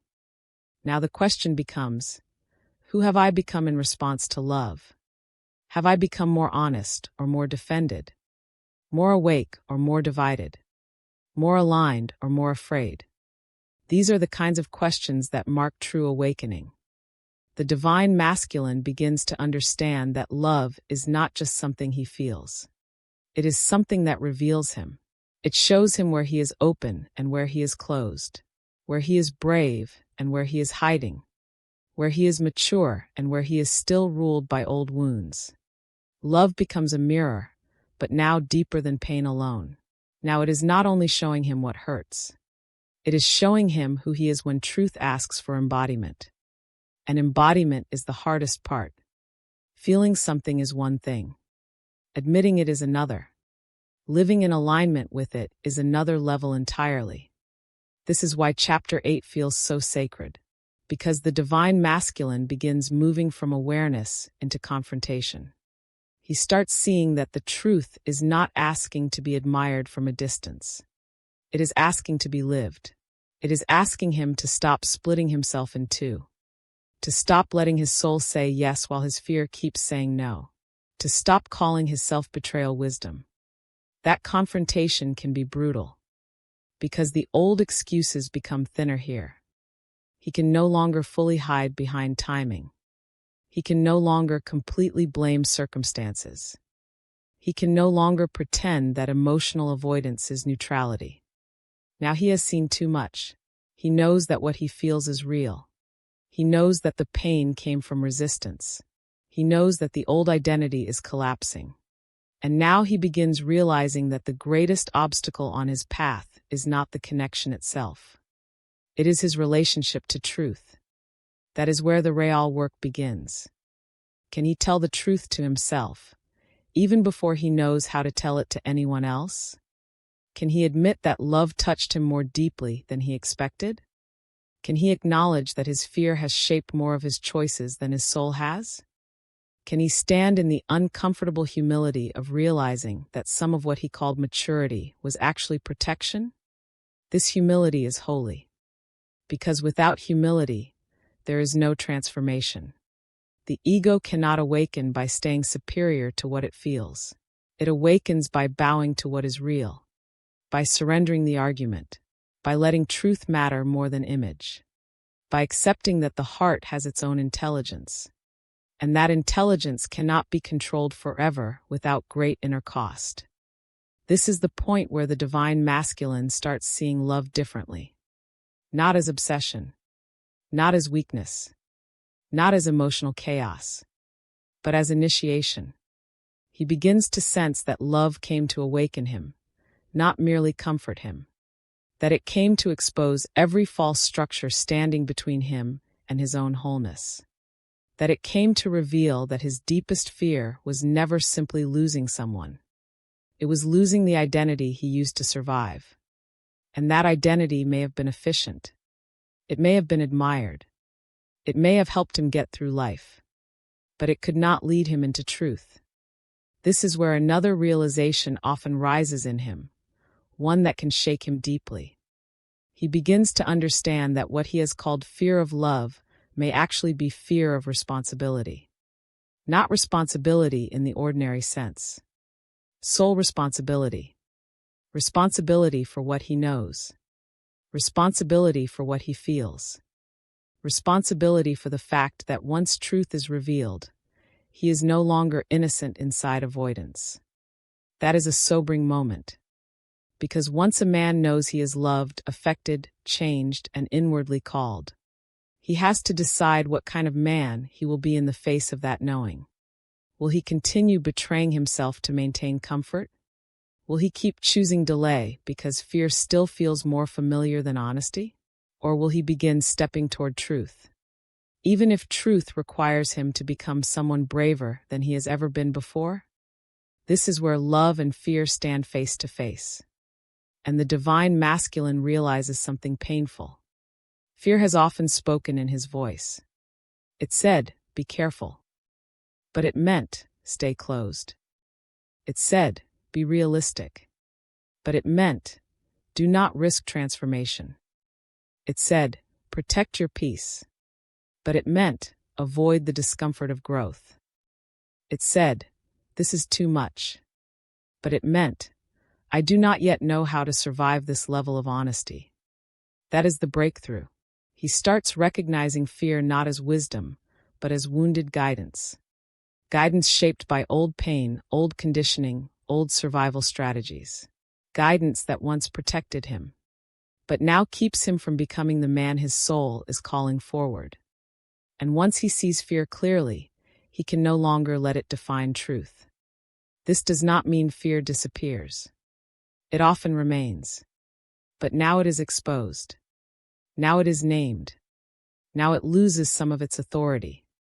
The divine masculine begins understanding that courage is not the absence of fear. Courage is choosing alignment while fear is still present. Choosing honesty while trembling. Choosing depth while the old self still longs for distance. Choosing truth even when it costs the ego its final illusions. This is the moment he begins facing himself more honestly than ever before. Not the version of himself others see. Not the version of himself he once performed. but the deeper man underneath. A man who loves. A man who fears. A man who has delayed. A man who has protected himself. A man who is no longer satisfied with protection alone. This is where compassion becomes necessary too, because the divine masculine cannot truly awaken through shame. Shame may expose, but it cannot integrate. He must begin seeing that his fear did not make him evil. His running did not make him unworthy. His delay did not erase the soul's calling. It only revealed how much healing was still needed before truth could be embodied. That compassion matters because without it, he may remain trapped in self-judgment instead of moving into self-honesty. And self-honesty is what this chapter is really about. The honest admission that he loved more deeply than he wanted to. The honest admission that he was more afraid than he looked. The honest admission that the old self was never enough to carry what his soul had recognized. The honest admission that he is being asked not merely to feel differently, but to live differently. That is why this chapter changes everything. Because the truth is no longer abstract now. It is personal. It is embodied. It is no longer just the connection is real. It becomes, I have been afraid to become the man who can honor what is real. That sentence carries enormous spiritual weight, because it reveals that the journey was never only about finding love. It was about becoming congruent with love, becoming the kind of man who does not need to destroy what touches him deeply, becoming the kind of man who can remain present when truth rearranges everything, becoming the kind of man whose strength is no longer built on distance, but on integrity. And integrity is what begins rising here. A quiet inner demand to stop living in fragments. To stop saying one thing inwardly and another through action. To stop letting fear govern what the soul has already revealed. To stop pretending that delay carries no consequence. This does not mean he has everything figured out yet. It does not mean he suddenly becomes bold, expressive, or externally clear overnight. But inwardly, a major shift has occurred. He knows now. He knows the love is real. He knows the fear is real. He knows the battle has been within himself. And he knows he cannot unknow any of it. That knowing is irreversible. And once it becomes irreversible, the next stage begins naturally.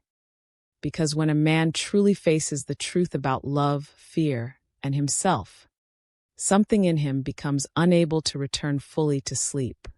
He may still move slowly. He may still wrestle. But the direction of his soul has changed.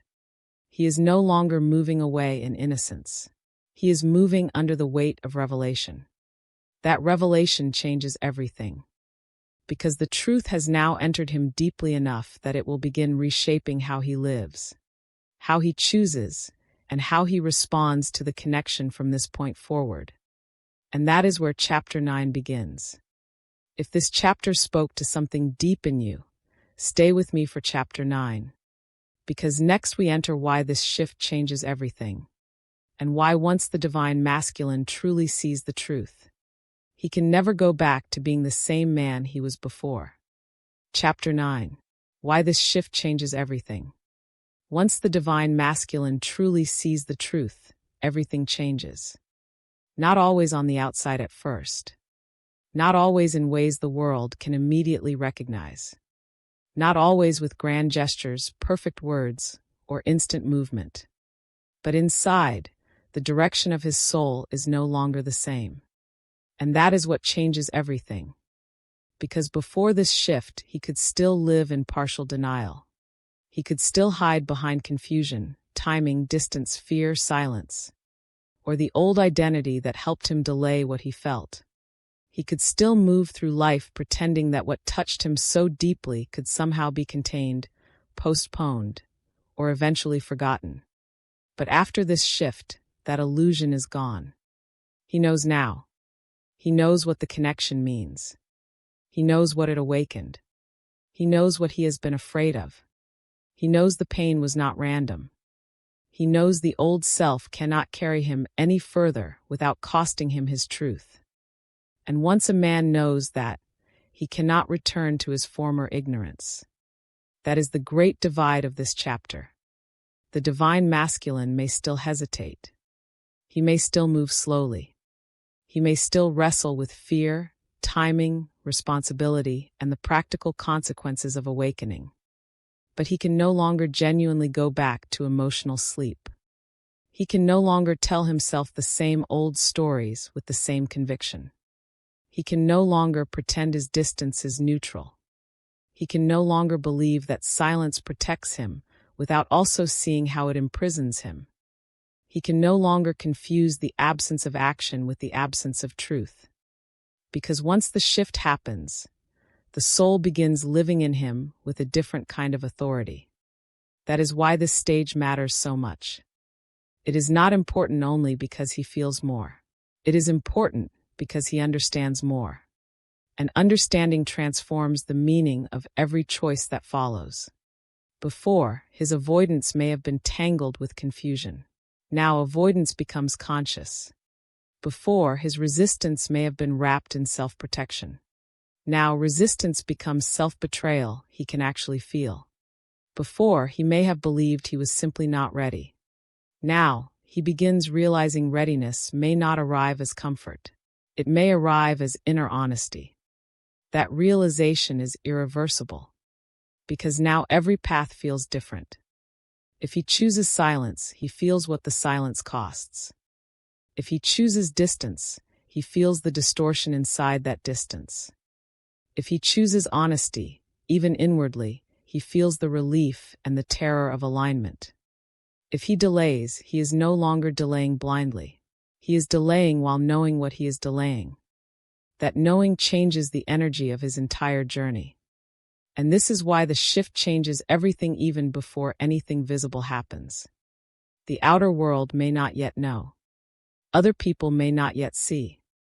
The connection itself may still appear quiet, paused, or unresolved. But internally, the divine masculine has crossed a line.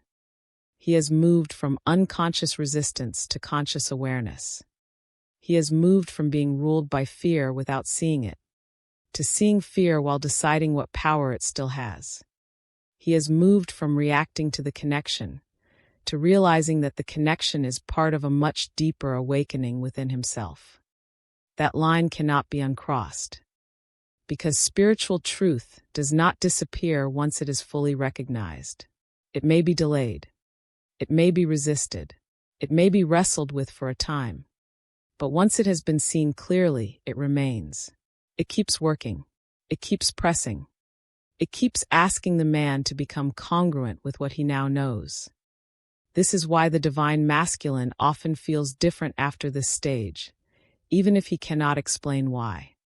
He may feel more inwardly serious, more contemplative, more aware of the gap between his outer life and inner truth, more sensitive to what is false, more affected by choices that once seemed easy, more unable to numb himself the way he once did.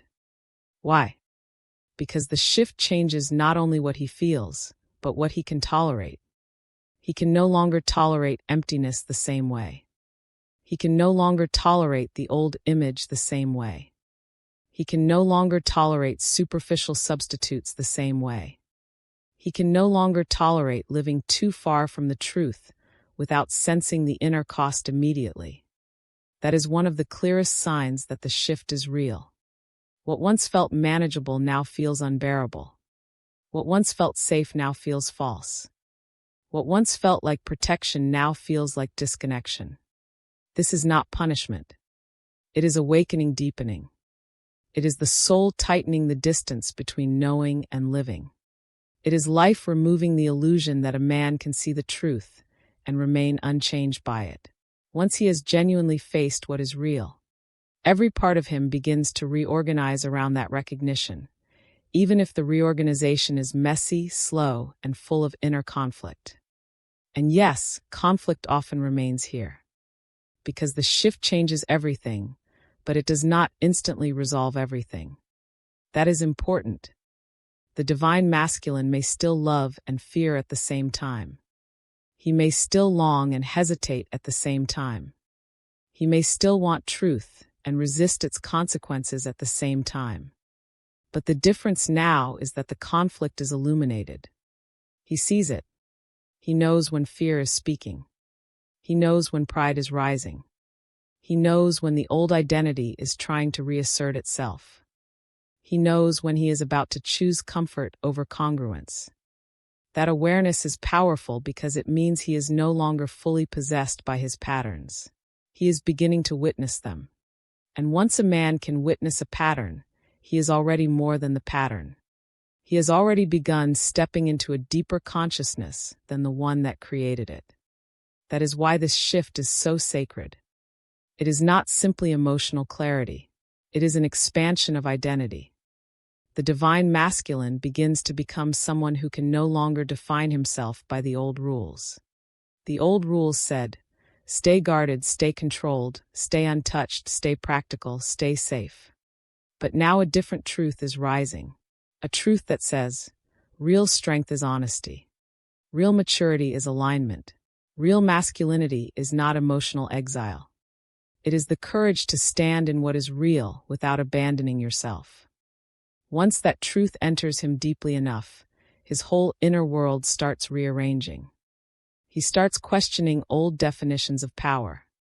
He starts rethinking what love actually asks of him. He starts seeing that protection without openness becomes prison. He starts understanding that the life he built may need to evolve if it is ever going to hold the man he is becoming. And this is why he cannot go back. Not because he is forced into immediate action. Not because destiny suddenly removes all choice. But because the old life no longer fits with the same innocence. He may still try to wear it. But it feels tighter now. He may still return to old habits. But they satisfy him less now. He may still attempt to numb himself. But the numbness does not feel like relief anymore. It feels like loss. That feeling of loss matters. Because it means the connection between his soul and his choices is becoming more direct. He is starting to feel almost in real time when he is in alignment and when he is not. That sensitivity is the beginning of spiritual responsibility. It means he is no longer merely surviving. He is being asked to live with integrity. And integrity changes everything because integrity makes fragmentation impossible to ignore. He can no longer inwardly know one thing and outwardly live another without consequence. The split becomes too painful. The inner contradiction becomes too loud. The cost of pretending becomes too high. That is when the shift begins influencing not just his emotions, but his entire life. His relationships may start looking different. His ambitions may start feeling different. His routines may start feeling different. His definition of success may start changing. His sense of what matters may begin rearranging itself around truth instead of appearance. This is why awakening often feels like both gain and loss. He gains clarity, but loses illusion. He gains inner honesty, but loses false comfort. He gains access to a deeper self, but loses the old self's easy defenses. He gains the possibility of alignment, but loses the ability to live unconsciously inside misalignment. That is a sacred exchange. And even though it can be painful, it is one of the greatest gifts on this path. Because the divine masculine is no longer being shaped only by habit, fear, or old conditioning. He is being shaped by revelation, by the truth he has seen, by the love he can no longer dismiss, by the self he now knows he must either honor or betray. That is why this shift changes everything. It changes the quality of his silence. It changes the meaning of his choices. It changes the weight of his delays. It changes the way he experiences himself. It changes how long he can remain divided before the division becomes unbearable.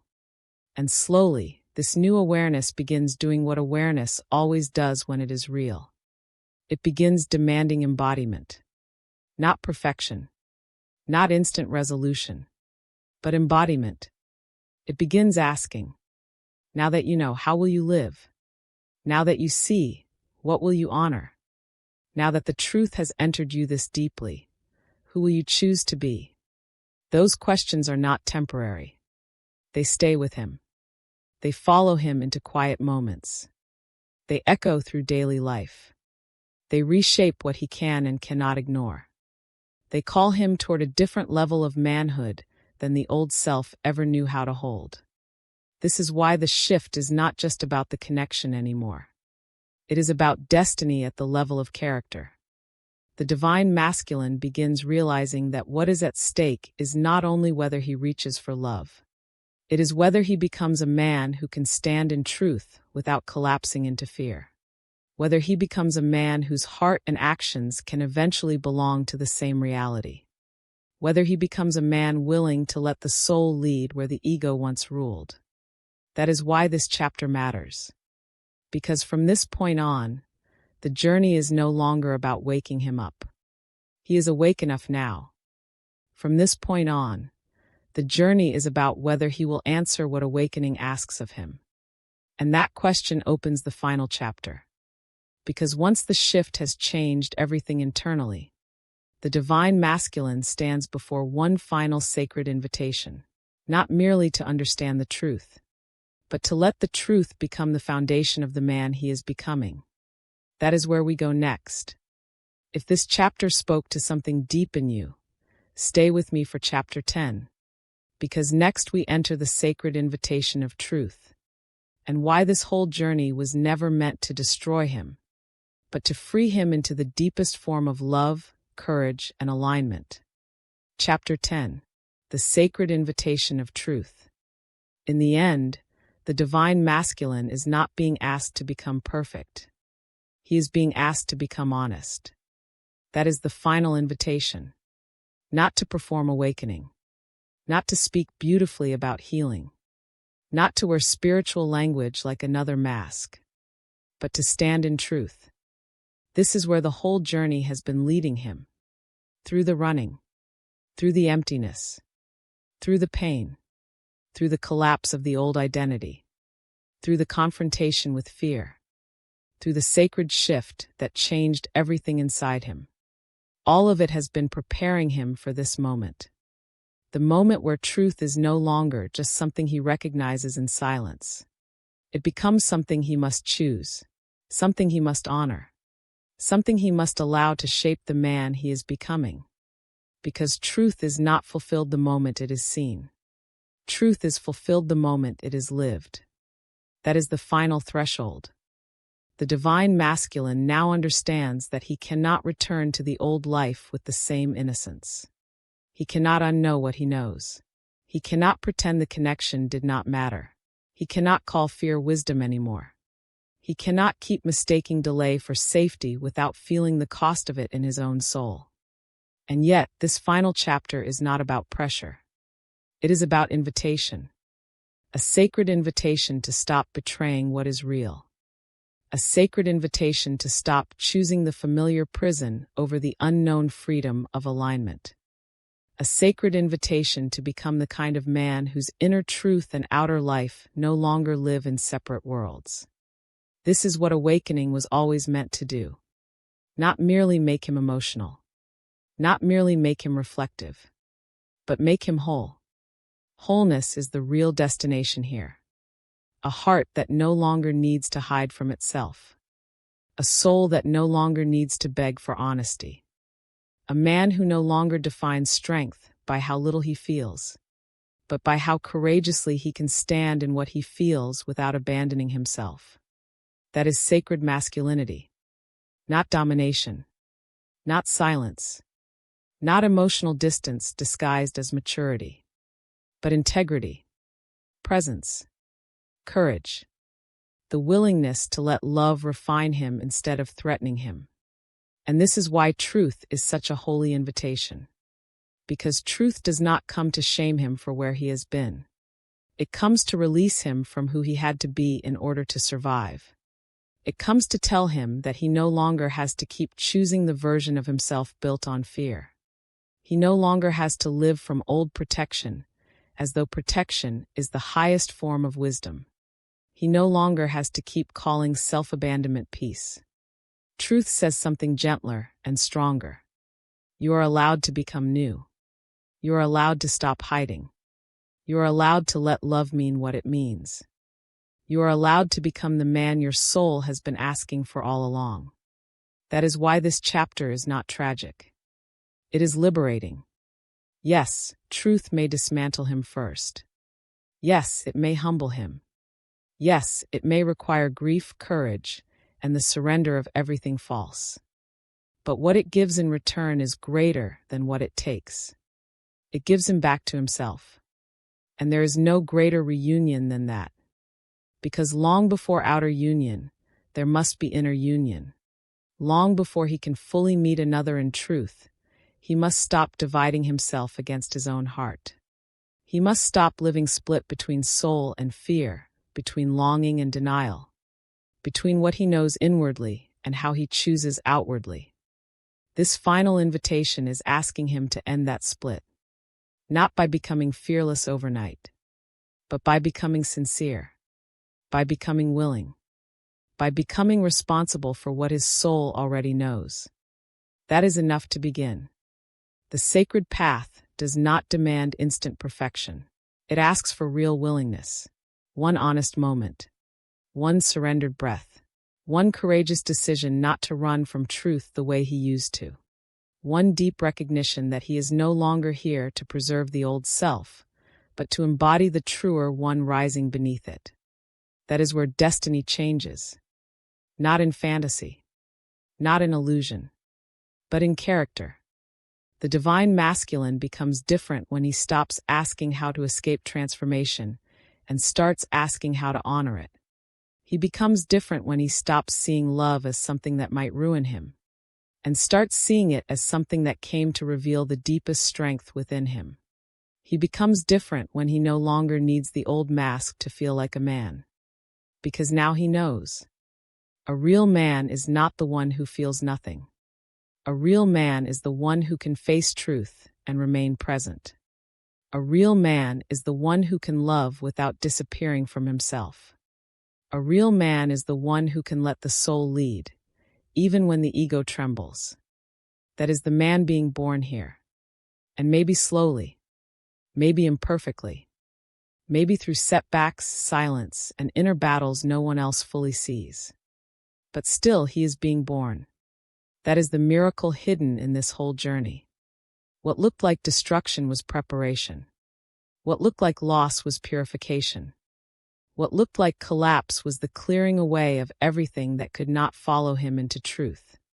So if the divine masculine is standing at this threshold, still trembling, still uncertain, still not fully knowing how everything will unfold, this is what he needs to hear. You do not need to have every answer before you choose honesty. You do not need to feel completely ready before you stop running. You do not need to become perfect before you become real. Truth is not waiting for your perfection. It is waiting for your willingness. And willingness changes everything. Because the moment he says yes to truth, even inwardly, something opens that fear can no longer fully close. The soul begins breathing again. The heart begins regaining its rightful voice. Life begins reorganizing around alignment instead of avoidance. What was once only an ache becomes direction. What was once only confusion becomes calling. What was once only pain becomes proof that something sacred was always trying to lead him home. Home to love. Home to integrity. Home to himself. That is the sacred invitation of truth. Not punishment. Not pressure. Not loss. Homecoming. And that is how the story truly changes. Not when the divine masculine finally says the perfect words. Not when the outer world suddenly becomes simple. Not when every fear disappears. But when he stops abandoning what is real within him. That is the exact shift. That is the awakening. That is the beginning of the man he was always meant to become. So to anyone watching this who feels that this journey has been silent, painful, slow, or impossibly deep, remember this. The soul does not rush what is sacred. The truth does not disappear because it is delayed. And what is real will continue calling until courage becomes stronger than fear. Let this be the moment you stop seeing the journey as punishment and start seeing it as transformation. Let this be the moment you trust that every crack, every silence, every ache, and every holy confrontation was making space for something more aligned, more courageous, and more true than the version of love you understood before. Because the truth is simple. What is meant to awaken, you will not let you remain asleep forever. And when you finally face what is real, you do not lose yourself. You find yourself. If this message spoke to your heart, write in the comments. Truth changes him first. And if you are walking this journey in silence, subscribe to the channel, like this video, and share it with someone who needs this reminder today. Because sometimes the exact shift begins with one truth finally being named. And sometimes that truth changes everything. Thank you for spending this moment with me. If this message resonated with your soul, remember to subscribe and continue this journey with us here on Twin Flame Journey. And always remember, what is meant for your soul will always find its way back to you. Until next time, beautiful soul, trust the journey.